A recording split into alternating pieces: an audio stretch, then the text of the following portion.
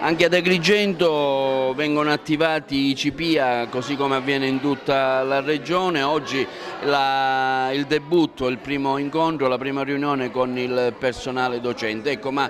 dottore Lopresti, cosa sono i CPIA? Sì, questa è un'istituzione voluta dallo Stato, un cambiamento, come dire, epocale. Si passa dagli EDA, cioè quelle che erano l'educazione agli adulti, agli IDA, all'istruzione per gli adulti, e quindi come sta avvenendo, ma non solo nel mondo della scuola, ma in particolare nel mondo della scuola, il cambio di parole non è solo un cambio terminologico. Spesso si dice meglio quando era preside, no, oggi è il dirigente scolastico perché ha altri compiti, quindi non è un fatto di chiamarsi preside o di chiamarsi dirigente scolastico. Così è avvenuto con l'EDA, l'educazione agli adulti, e invece l'istruzione, quindi lo Stato cambia filosofia, lo Stato vuole che questi 28 milioni di adulti che sono in Italia e che non riescono ad avere ancora un titolo, diciamo, superiore, bene ce l'abbiano, quindi li vuole istruire, non li vuole solo educare. In Italia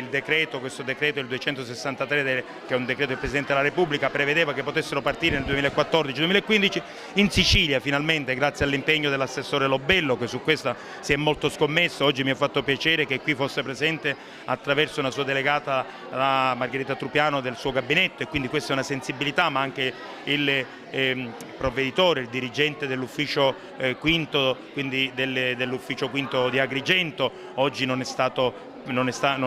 è qui, ma è qui perché ieri è dovuto rientrare a Palermo per una serie di impegni, così come, ecco, io so anche la provincia, c'è una serie, come dire, di attenzione da parte di tutti gli enti locali a questa cosa. Cos'è il CPIA? È questo, vuole istruire e non solo educare, vuole istruire gli adulti, e siccome l'istruzione, quindi la cultura, è lo strumento per cui, come dire, l'uomo si può evolvere, io penso che questa strategia voluta dallo Stato sia una cosa estremamente importante, e il ruolo che viene assegnato a questi CPIA è estremamente importante. Io mi auguro che le amministrazioni pubbliche, gli enti locali, laddove vi sono gli spazi, i colleghi, perché noi siamo divisi sul territorio, quindi è una scuola che ha una sede centrale ma che però è divisa sul territorio, ecco, i corsi di alfabetizzazione per tutti questi ragazzi che hanno un sogno nella loro vita, che attraversano questo mare e che spesso non riescono manco ad attraversarlo. Ecco, noi vogliamo